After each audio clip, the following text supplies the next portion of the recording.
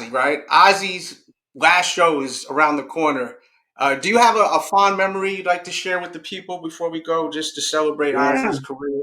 When we did the Megadeth Black Sabbath tour in 2014 in South America, me and Ozzy and Billy Morrison, he was down there, Billy was down there as well, and that's when I got to know Billy.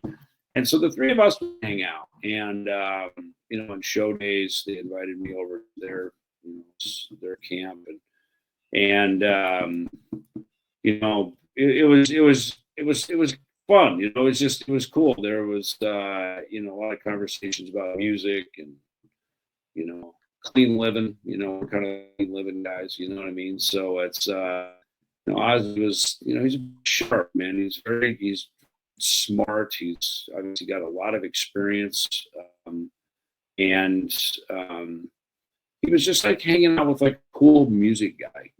That to me was, I think, the thing that I really took away from that.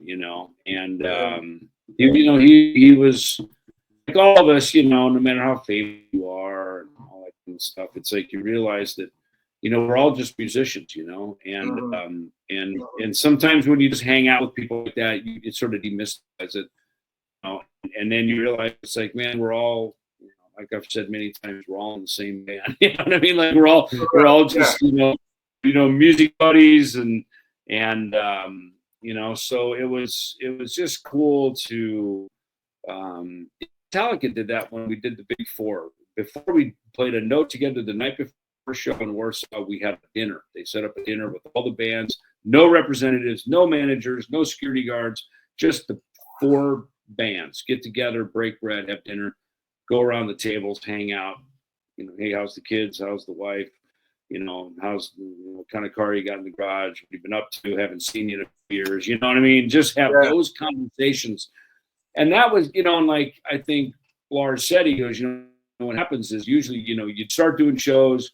You're together on a tour, a bunch of dates, and then finally at the end, you finally take the picture. You come in and you have a few minutes, and you go, "These guys are so cool. Why didn't they hang out on the tour?" So I thought that was great wisdom on their part to let's have that conversation first before we even play a note together, and let's be brothers first, and then we'll play the show tomorrow, and so I felt like, Billy Morrison inviting me over there to hang with him, he did that.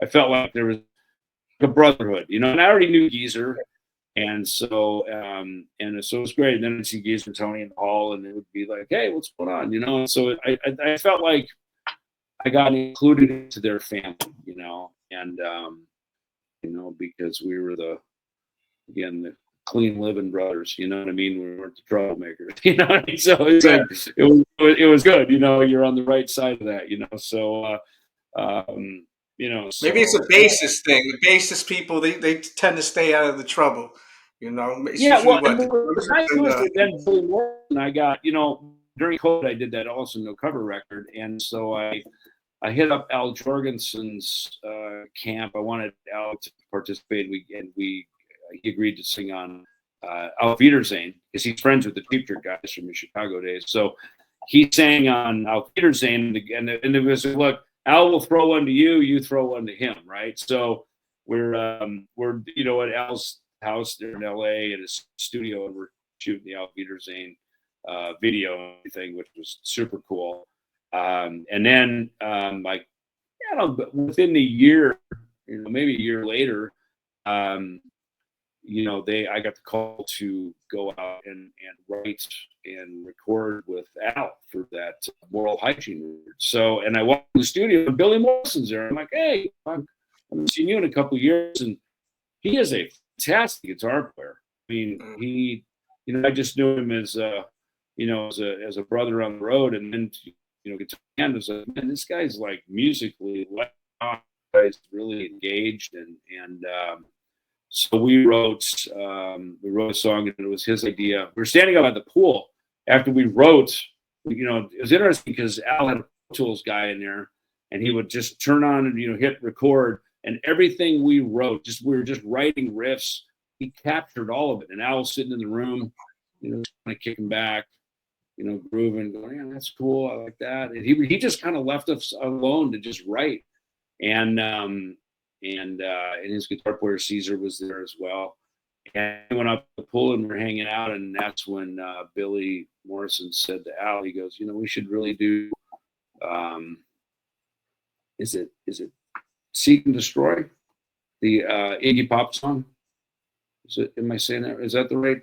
I remember it wasn't exactly like the Metallica one, but and so we ended up covering that. We ended up covering that song, and Billy put the whole track together. He did put the whole groove together. Then he sent it to me, and I played bass on it out in Arizona. So yeah, it was great to have a collaboration with them.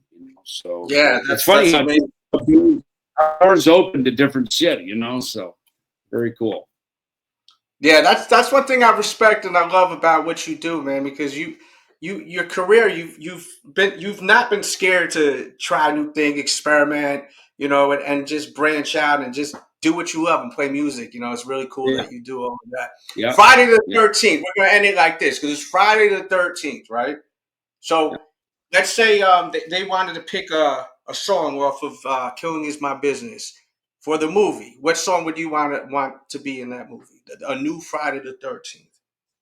A new Friday the 13th? If they were doing a new Friday the 13th, which song off this album? Since we're celebrating 40 years.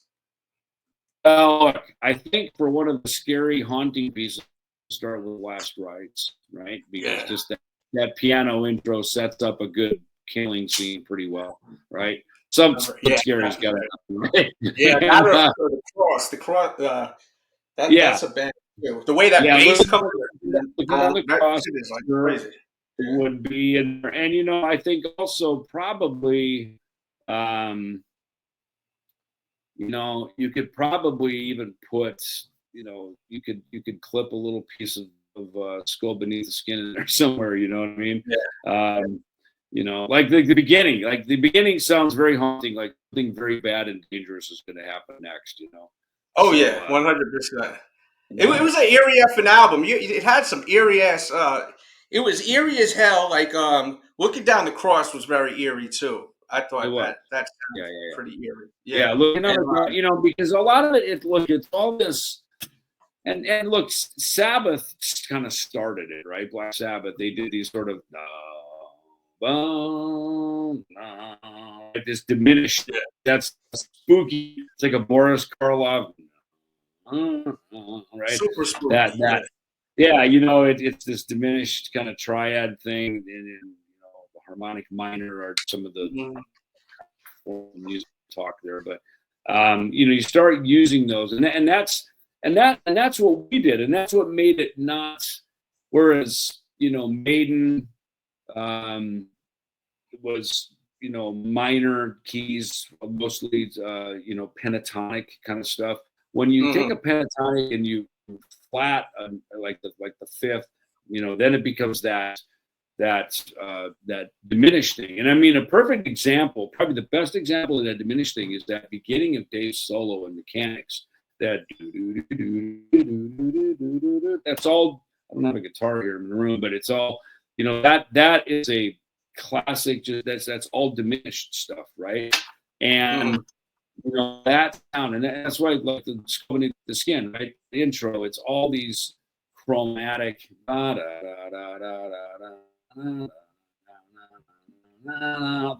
F E right?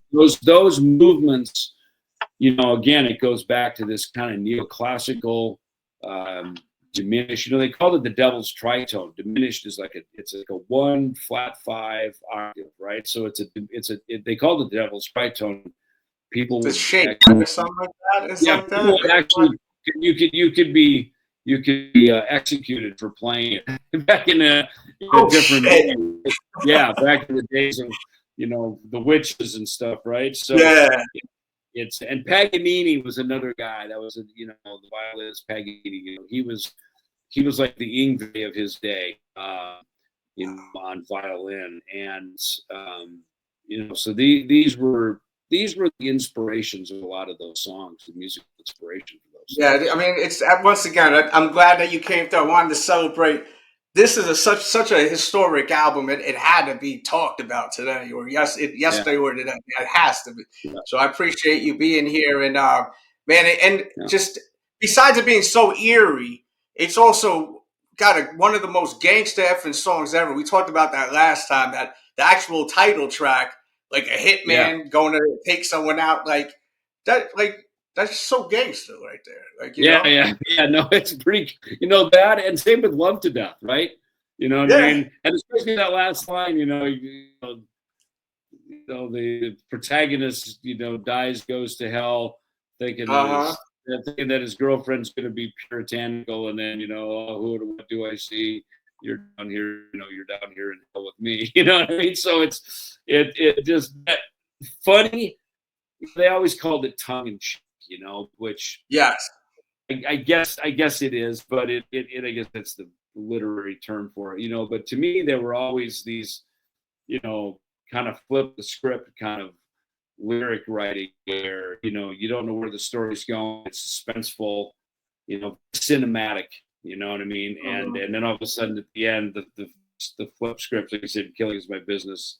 My next shot is you. So it's that and Love to Death are two, like, where you don't expect that to be the ending of the story. They're funny. Yeah, no, it's just as I said, it aged well, and I love listening to it as I've gotten older because I would listen to it when I was so young. I didn't know half the stuff I didn't really get like I do as I got older. So it grew with me. Excuse me, like I'm like, oh, that's what that shit means. I was saying a great album though, man. Congrats, 40 years, man. Yeah, We brother. Thank you. hopefully we can see you guys together again. I miss the two of you guys together. Yeah, I know. We got Look, that. I miss Dave too. Look, some of my favorite, some of the best stories of my life begin with there was a time me and Dave fill in the blank. You know what I Yeah. mean? Because we lived such a, interesting life, together. Was just, with that band. So, we Mhm. haven't talked in a few years, but, I miss the guy, of course. We had a lot of fun. And look, anytime we've ever had these gaps like this, as soon as we get back together, we just, it's like we're hanging out yesterday. So, I mean, We got to get these guys back together. If you're watching this, put in the comments. We need Dave and David back together. Let's put it into existence. We need to there see you you go. two back on stage, man. We're going to put all the information in the description box below. Make sure to follow everything he's doing. He's going to be in a city near you. It's a matter of time, maybe even tomorrow. So go check it out. And thank you, as always, bro. Yeah. Anything else you'd like to say before we go? Or we Oh, that's it, wrap? man. I was just digging on your scary monster behind you there, Yeah, brother. yeah, man. We So, got yeah. him right there. That's Frankie, man. That's Frankie. We Nice. named him What's Frankie up, right Frank? there. And I got some artwork here. These are from Charlie Bonanta. He did those. Oh, yeah. So Yeah, yeah, yeah. yeah, Very yeah, cool. man. Oh yeah, you seen Metallica? Because I just seen Charlie like a week and a half ago. You caught the Metallica show, the new one, right? The new tour. Were you there? I did. Yep. I saw him in Munich last year, and then it was on my birthday, ironically. It's Birthday, funny bro. because Drew's filming a new movie, and he had me do you'll like it. It's a gangster part, right? So Oh, there you go. I truly had to act because it's not my normal character. It's so fun. It's Uh-huh. great with this. Drew brings me into all this stuff, and he's really into. He and his girlfriend Hannah are really, they're big movie buffs, and she's an actress and a director as well. So Uh-huh. they've been making a lot of movies and stuff. So you were asking about the Lucid. That's one of the, he's been writing Lucid stuff with Vin, but also making some movies. So I was back in Detroit on my birthday, my 59th birthday back in was that 23? Yeah, 2023. So I went over, and yeah, it was great, man. It was super fun weekend hanging out with those guys. Yeah, I seen it on your Instagram. I was like, oh, I think you had a picture with Lars or something. I seen. I was like, Yeah, okay. yeah, yeah, yeah. Yeah, yeah. Yeah, it's fun. We basically hung out and closed the venue down. You know what I mean? So he's another guy, just like the old days. It's like no, when we were young and rowdy, and he'd come to our shows, and we'd all get fucking hammered and hang out in Yeah. the trash hotel, all that stuff. So you know what I mean? It's just it's. I mean, we don't do that anymore, but it's fun. And even the other day I saw Gary Holt. I went and saw Exit. I saw him twice. I saw him in Phoenix, and then they were playing a couple of days ago in Frankfurt as I was passing through on my way here to Poland, and so popped in to see. And it's so great, seeing that show twice, literally in the last month. That show, and it was great to see them. They play so good. Exodus sounds so good. I mean, they've always been a great band, but they were always kind of fun and rowdy, and now they're real tight. The show sounds expensive, is how I put it. Like which means it's audio at best. It looks great. It sounds good, beautiful. Yeah, it's great, man. So Gary's just, I mean, look, most of us, that didn't kill us, only got us sobered up and cleaned up, and so the Exodus guys are totally on point, and so and that's why, again, Bonded by Blood 40th anniversary, Killing is my business 40th anniversary. Again, this is the house that built the House of Combat. Yeah, it's Combat versus Megaforce Records, basically in the beginning. That's what it was. Right? Pretty much. It's funny when I saw that Revolver magazine piece and they went down because that Nuclear Assault, Game Over. I love that record, man. That's so fucking. And honestly, like Kings of Thrash, we just put out that song Lockdown, and that's what I said to Jeff. Excuse me, we got to promote that too. Yeah, I said that because Jeff, we'd written some songs. And the thing with writing with a singer is to write in their range and something that's them. And Jeff said, he goes, look, why don't we just write stuff around Chaz's voice? I said, yeah, that's a good idea, So I said to Chaz, I said, dude, go write us a couple tunes. You are the fucking heart of thrash metal. You really get it. You understand it. And I said, let's see what you bring to the table as far as a writer. So far you've basically been in Megadeth songs. So he brought a couple songs, and I liked that. I thought it was cool.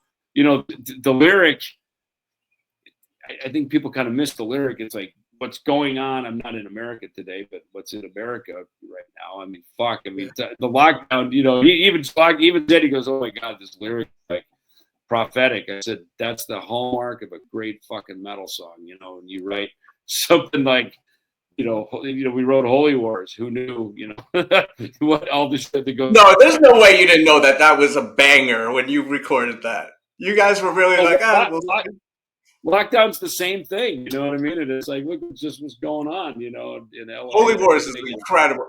Holy Wars is arguably one of the greatest metal songs ever, like ever. Well, and I think the thing of it is, when you write songs like that, the topics are so universal. They're just timeless because you're writing songs about people and the behavior of people, and while the times may change, people never do. You know what I mean? It's like these things keep coming back around. And I think that's what's so cool about metal is we write about topics like that can be daunting and scary, but it's just the behavior of human beings. You know what I mean? Yeah. So, so it's history repeats itself. That's why Holy Wars is still relevant, sadly. It's crazy.